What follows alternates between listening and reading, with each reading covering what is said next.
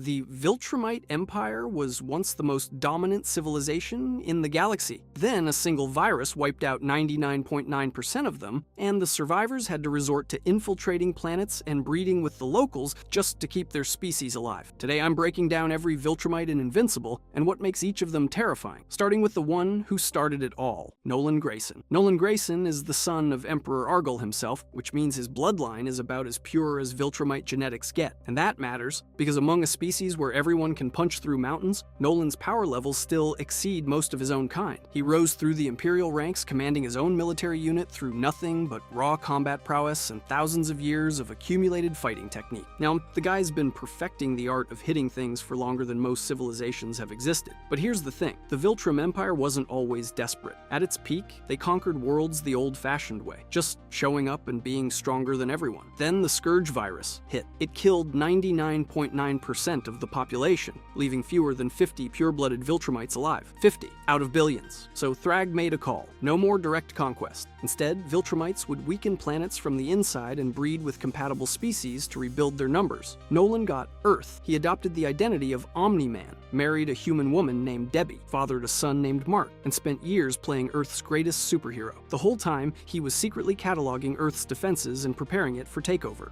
And when the time came to eliminate the planet's strongest line of defense, he murdered the entire Guardians of the Globe in a single night, which is, not ideal, but here's where it gets complicated. That massacre was supposed to confirm his loyalty to the Empire. Instead, it broke something in him. The years with Debbie and Mark weren't just a cover. They changed him. His abandonment of the mission was an act of treason that defined the rest of his life, and he eventually joined the coalition of planets to fight against the very empire that made him. His millennia of combat experience make him one of the most dangerous warriors his species has ever produced. But the reason Nolan matters isn't his power. It's that a creature engineered entirely for conquest looked at the world he was sent to destroy and chose to love it instead. And his son? His son took it even further. Mark Grayson. Here's what makes Mark Grayson the most important Viltrumite who ever lived. It's not his strength. It's not his bloodline. It's the fact that he didn't get his powers until he was 17 years old. That sounds like a minor detail. It's not. Every other Viltrumite in existence was raised inside a system that worships strength from birth. They're conditioned, molded, shaped into weapons before they can even form an independent thought. Mark got 17 years of being a normal kid, going to school, getting grounded, eating bad cafeteria food, falling in love. He developed a complete human moral framework before he could bench press a building. No other Viltrumite in history has that. His hybrid physiology is overwhelmingly Viltrumite, because Viltrumite genetics are absurdly dominant. But his human side created something the Empire had never encountered: psychological diversity. Mark could feel guilt. He could feel doubt. He could choose compassion over conquest, not because he was weak, but because he understood what it actually meant to protect someone. And the kid got strong fast. Within months of discovering his abilities, he was tangling with threats that would flatten most heroes on their first day. But the real weapon wasn't his baseline power. Mark fuels his strength through emotional intensity, particularly anger and the desperate need to protect people he loves. When someone he cares about is in danger, his power output spikes well beyond what his body should handle. Most Viltrumites fight cold. Mark fights hot, and it works. The proof came against Conquest, the second most powerful Viltrumite in recorded history, a being so dangerous that other elite warriors genuinely feared him. Conquest beat Mark within an inch of his life, disemboweled the woman he loved, and treated the whole thing like entertainment. But Mark didn't stop. He kept swinging through broken bones, through blood loss, through injuries that should have killed him 3 times over. The battle nearly destroyed an entire planetary surface, but he won. And that victory told every Viltrumite alive that hybrids weren't inferior. They were a threat. Mark eventually defeated the Viltrum Empire entirely and took the throne as emperor. Then he did something no Viltrumite leader had ever done. He replaced the doctrine of absolute strength with compassion, diplomacy, and voluntary cooperation. He ruled for 500 years, transforming the empire from a machine of conquest into a force for galactic stability, from confused teenager to 5th-century emperor. That's not just a character arc, that's the entire thesis of the series. Viltrumite biology doesn't dictate destiny, but the guy Mark had to nearly die to beat, he deserves his own conversation. Conquest. Every Viltrumite you've met so far at least pretends there's a point to what they do. They dress up conquest in civilizing language, talk about improving lesser species, frame genocide as a public service. Conquest doesn't bother with any of that. He's the second most powerful Viltrumite in recorded history, surpassed only by Thrag, and he achieved that status through the simplest possible method. He just killed everything in his path for thousands of years, until nobody was left to argue. Here's the thing about Conquest that makes him genuinely terrifying. Other Viltrumites feared him, not respected him, feared him. Anissa, Lucan, warriors who could level cities without breaking a sweat, they wanted zero part of whatever Conquest was doing. The only person capable of keeping him on a leash was Thrag himself, and even that relationship operated less on mutual respect and more on the understanding that Thrag could kill him, and Conquest knew it. That's it. That was the entire management strategy. And his motivation? There isn't one. Not really. He openly admitted to Mark that he didn't care about the Viltrum Empire's expansion. He didn't show up on Earth because some Grand Regent told him to fulfill a sacred mission. He showed up because he liked hurting people. That's the whole thing. No ideology, no rationalization, no greater purpose. Just a thousands-year-old psychopath who found a new playground. What he did to Mark and Eve during their first encounter was borderline unwatchable. He disemboweled Adam Eve with visible satisfaction, shattered Mark's knee with a strike specifically designed to maximize pain rather than end the fight, and demonstrated such absolute combat superiority that Mark could barely land a meaningful hit. His mechanical arm and the scars carved across his face tell you everything. Thousands of years of warfare, and his habit of dragging fights out for fun occasionally cost him body parts he couldn't grow back, which is, not ideal, but Mark killed him in outer space through sheer relentless headbutts over and over until Conquest's skull finally broke. No clever strategy, no heroic restraint, just a kid bashing a monster's head in until it stopped moving. And that moment changed Mark permanently. He crossed a line he could never uncross, proving to himself that protecting the people he loved meant abandoning mercy entirely. Conquest died the way he lived, violently, but his death created something arguably more dangerous than he ever was. A version of Mark willing to kill. But if Conquest was the second most powerful Viltrumite in history, you're probably wondering about the first, Thrag. Every species has a ceiling, a theoretical limit to how strong, how fast, how durable one member can possibly become. Thrag isn't near that ceiling. He is the ceiling. He was explicitly engineered by the Viltrumite system to be the single strongest warrior their civilization could produce. And then he went ahead and exceeded expectations anyway, which is,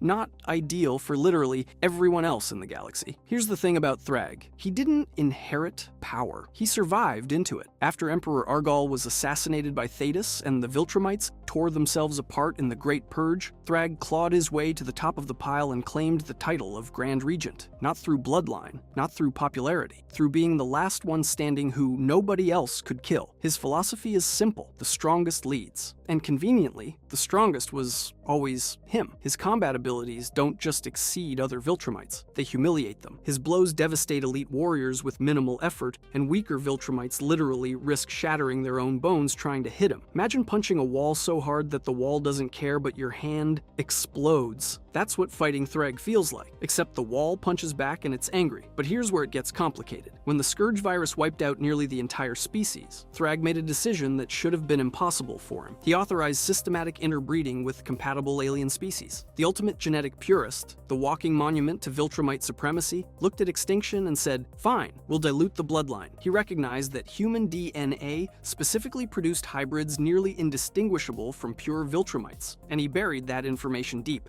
Nobody outside his inner circle knew how badly the virus had gutted them. The man carried the skull of Emperor Argal everywhere he went as a reminder that even the most powerful could fall. And then he quietly betrayed everything that Skull represented to keep his people alive. That tension defines him completely. An absolute ideologue forced to betray his own ideology. Then Nolan's bloodline came to light. Turns out, Omni-Man was the true heir to Argal's throne, and suddenly Thrag's entire claim to authority crumbled. Viltrumites who'd followed him for centuries started drifting toward Nolan based on historical loyalty to Argal's line. Thrag's response? Exactly what you'd expect from a social Darwinist who just got told he doesn't matter. Rage. Cold, focused, centuries-deep rage. Nolan sentenced him to exile rather than execution, which was either merciful or catastrophically stupid, depending on your perspective. Thrag fled to the insectoid planet Thraxer and transformed the entire world into a breeding ground for his hybrid children. An entire civilization converted into a factory for producing soldiers loyal only to him. It took the combined efforts of Mark, Robot, and environmental manipulation to finally bring him down. Because of course it did. You don't kill the final boss of the entire series with a clean one-on-one fight. You throw everything you have and hope it's enough. But if Thrag represents the most dangerous thing a Viltrumite can become through ideology, the next entry shows what happens when that same ideology gets applied with a different kind of cruelty entirely. Anissa. Conquest wanted to hurt you. Anissa wants to help you. And honestly, that's worse. The Viltrum Empire's most powerful female soldier is over 1,000 years old. She watched Thrag rise to Grand Regent. She participated in the Great Purge, the systematic culling that halved Viltrum's entire population. And after all of that, after centuries of watching her civilization bleed itself in half to achieve genetic perfection, she still believes every single bit of it was worth it. Not because she enjoys suffering, because she genuinely thinks Viltrumite rule is a gift. That's the distinction that makes Anissa so unsettling. Conquest is a psychopath who uses ideology as an excuse. Anissa is a true believer who uses violence as a tool. Same empire, completely different motivations. She's not sadistic, she's evangelical. And evangelists are always scarier than sadists because they sleep perfectly fine at night. When she arrived on Earth to supervise Mark's progress after Nolan abandoned his post, her opening move was threatening to murder his mother, Debbie, just to force him into the sky for a private conversation. Not because she wanted Debbie dead, because it was efficient. Debbie was leverage, nothing more. The GDA ran the numbers on Mark's chances against her and came back with less than 18% probability of survival. 18%. Against someone who wasn't even trying to kill him yet, her combat style reflects that cold efficiency. Where Conquest dragged fights out to savor the pain, Anissa strikes precisely and quickly. Disable the opponent, deliver the message, move on. She doesn't need you to suffer. Oh, she needs you to listen. And here's the thing. When she talked to Mark about what Viltrumite rule would mean for Earth, she painted a genuine utopia. Centuries of advancement, disease eliminated, war erased. She spoke about it the way a missionary speaks about salvation, with total conviction that she was offering something beautiful. The fact that nobody asked for it didn't register as a problem. Consent isn't part of the Viltrumite vocabulary. Her arc takes an unexpected turn during the post-war breeding initiative, when she conceived a child with Mark. That child inherited 3/4 Viltrumite genetics. Pure-blooded mother combined with Mark's already dominant Viltrumite physiology, creating a hybrid of unprecedented purity and power potential. But motherhood did something 1,000 years of conquest never managed.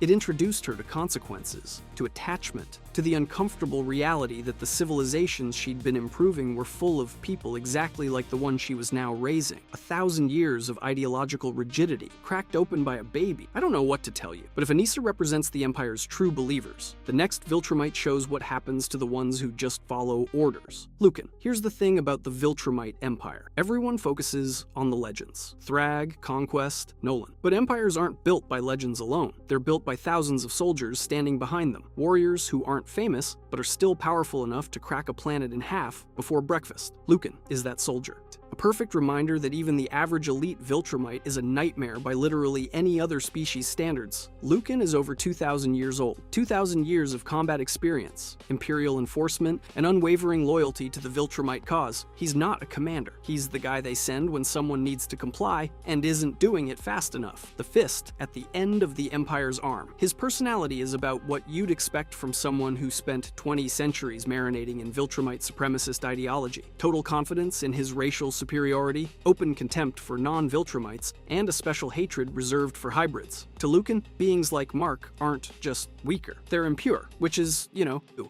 not ideal when the guy you're looking down on is the protagonist. But the moment that truly defines Lucan isn't a speech, it's a single finger. During his first encounter with Mark, Lucan pinned him to the ground using one finger. He wasn't straining, he wasn't even paying attention, just casually pressing a young hybrid into the dirt like he was holding down a piece of paper in a breeze. Mark, who by this point had fought monsters and supervillains and survived things that would kill most beings in the universe, got turned into a doormat by a guy using roughly 1% of his effort. Don't mistake him for a mindless brute either. During the Battle of Thraxa, he landed a targeted strike to Nolan's nervous system that temporarily paralyzed him. That's not luck.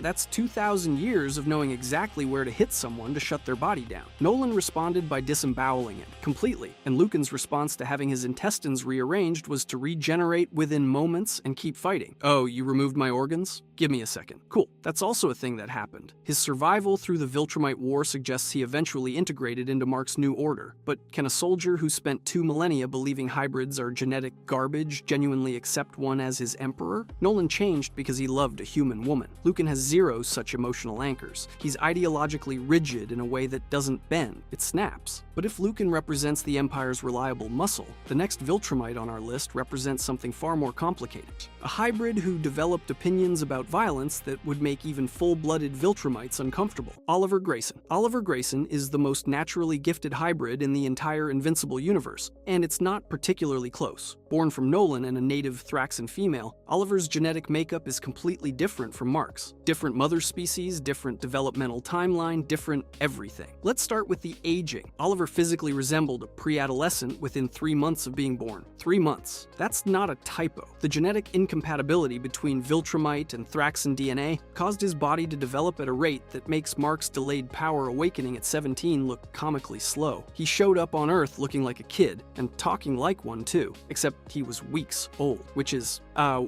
not ideal for birthday party planning. But here's where it gets genuinely fascinating. His Thraxan heritage didn't just give him purple skin and a weird growth rate, it gave him a near-perfect photographic memory and a learning capacity that blows pure-blooded Viltrumites out of the water. Oliver could absorb complex martial techniques, scientific concepts, and strategic principles at a speed that made everyone around him uncomfortable. Where Mark spent years stumbling through fights and learning through painful trial and error, Oliver demonstrated instinctive mastery almost immediately. He didn't just use his abilities, he employed them strategically, with a level of control that had no business existing in someone, technically still an infant. Hey Oliver, how old are you? 4 months? And you can already fly and fight? Yes. I also memorized your entire combat manual during breakfast. Now here's the detail that makes Oliver's biology truly compelling. As he matured, Viltrumite genetic dominance progressively overwhelmed his Thraxan characteristics. His purple skin gradually faded toward typical Viltrumite coloration. The Thraxan was being erased from the outside, but not from the inside. His photographic memory, that extraordinary learning capacity, all of it persisted even as his appearance shifted. The Viltrumite genes took over his body, but couldn't touch his mind. That's proof that Viltrumite genetic dominance doesn't erase the other parent's contribution. It enhances it. His projected lifespan aligns with Viltrumite expectations too. Oliver will likely live thousands of years, while keeping the intellectual edge his mother gave him.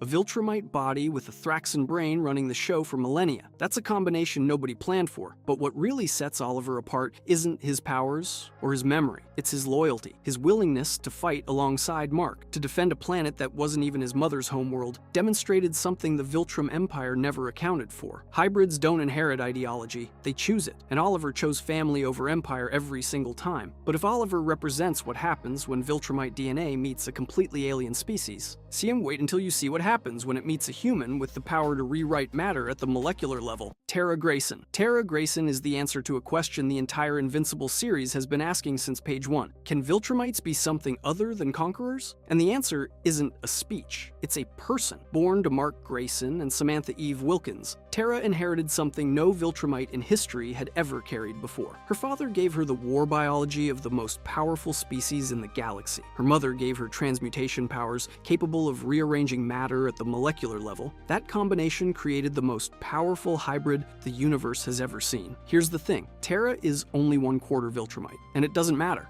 Viltrumite genetics are so absurdly dominant that her physiology is nearly indistinguishable from a full-blooded warrior. She manifested superhuman powers at 6 years old. Mark didn't get his until 17. Tara was flying before she lost her baby teeth, which is, a little terrifying for the babysitter. But raw power is only half the story. Tara can generate concentrated energy bursts that carry simultaneous kinetic force and molecular disruption. She doesn't just hit you, she hits you and rearranges your cellular structure at the same time. Her offensive capabilities actually exceed Mark's. The guy who killed Conquest with his forehead has a daughter who could theoretically do worse. What makes Tara genuinely special, though, isn't the power ceiling. No, it's what she chose to do with it. Tara grew up inside a Viltrumite civilization that Mark had already transformed over centuries. She received combat training under General Craig, but her mother Eve made sure she also grew up with human values. Compassion, autonomy, the idea that strength means nothing if you use it to take from people who can't fight back. So when Tara came of age, she didn't join the military, she didn't claim a throne, she joined the Conservation Order, an intergalactic humanitarian organization dedicated to helping planets develop sustainable energy. And she applied without using her family name. No Grayson on the application. No, my dad is literally the Emperor of Viltrum. She wanted to earn it on her own merits.